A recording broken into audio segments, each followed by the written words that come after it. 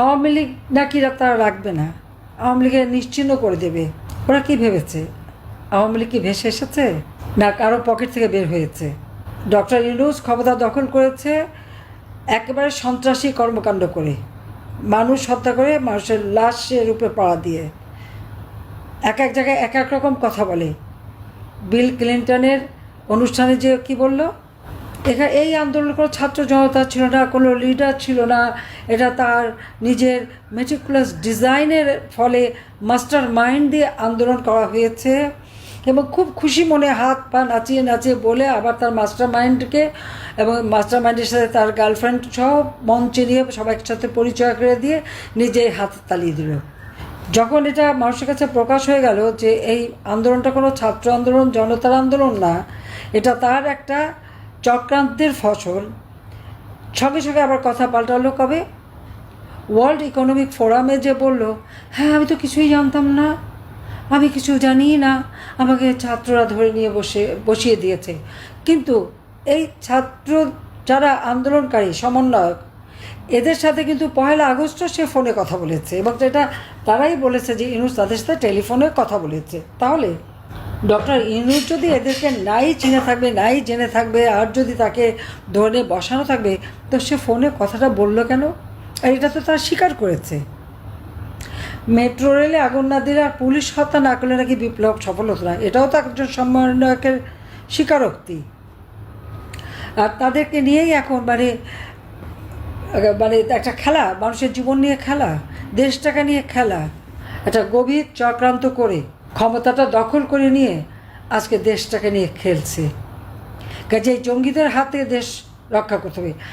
আজকে যারা আপনাদের বাড়িতে ঢুকে মানুষকে হত্যা করা, লুটপাট করা যারা করেছে তাদের তালিকা করে রাখতে হবে। যারা নির্বিচারে মানুষ হত্যা করেছে, সেই চাপাতি, চাইনিজ কুড়াল, গুলি বোমা, লাঠিসোঁটা নিয়ে পিঠে পিঠে কুপিয়ে কুপিয়ে মানুষ হত্যা করা, চোখ তুলে ফেলা, হাত পা রক কাটা, এগুলি যারা করেছে প্রত্যেকের নাম ঠিকানা করে রাখতে হবে।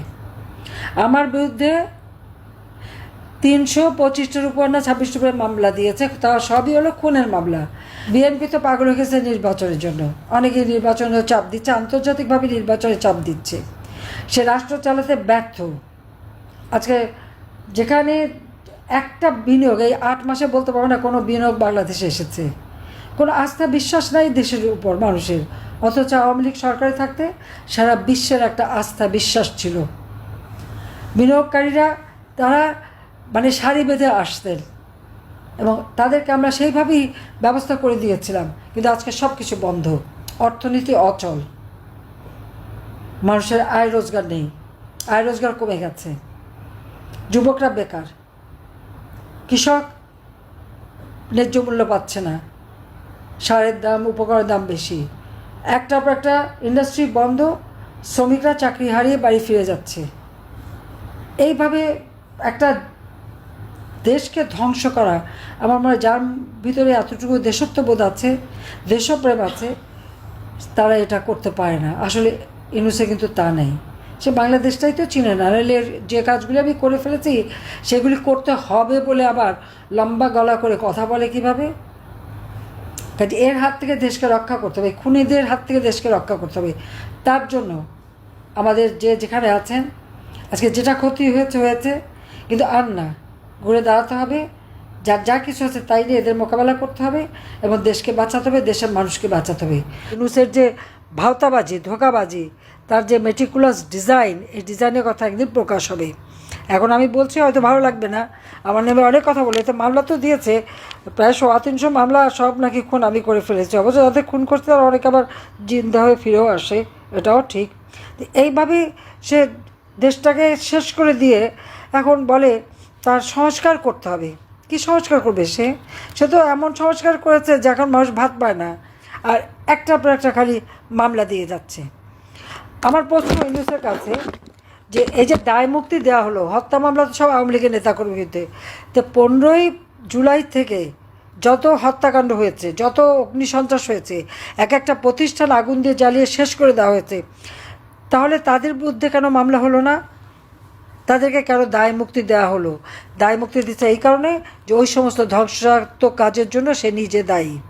এই সমস্ত ধ্বংসাত্মক কাজও সে নিজে করেছে বলেই দায় মুক্তি দিয়েছে এদেরকে। কারণ এদের দিয়ে তো ইউনূস কাজ করিয়েছে। গরিবের ছেলে হাতে টাকা যখন পেয়েছে একে বিক্রি হয়ে গেছে। এখানে কোনো নীতি আদর্শ নাই, সেটা তো আজকে প্রমাণ হচ্ছে। এখন তো একে একে দুর্নীতির সমস্ত খতিয়ান বেরোচ্ছে। কাজে এইভাবে দেশটাকে যারা ধ্বংস করলো এর হাত থেকে দেশকে রক্ষা করতে হবে। এই ধোঁকাবাজের হাত থেকে এবং ফ্যাসিবাদের হাত থেকে দেশকে রক্ষা করার জন্য সবাই মিলে এক হয়ে মাঠে নামতে হবে। আমি সেই আহ্বান সবাইকে জানাচ্ছি। আমি আছি, যত দূরেই থাকি মনে করবেন বাংলাদেশই আমার দেশ, আমি বাংলাদেশেই আছি, বাংলাদেশের মানুষের মাঝেই আছি।